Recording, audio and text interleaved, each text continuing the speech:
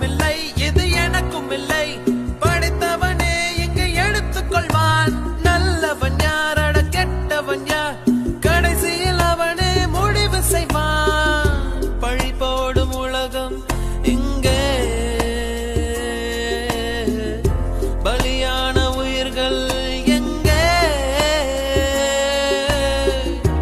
உலகத்தின் ஓரம் நின்று அத்தனையும் பார்த்திருப்போம். நடப்பவை நான்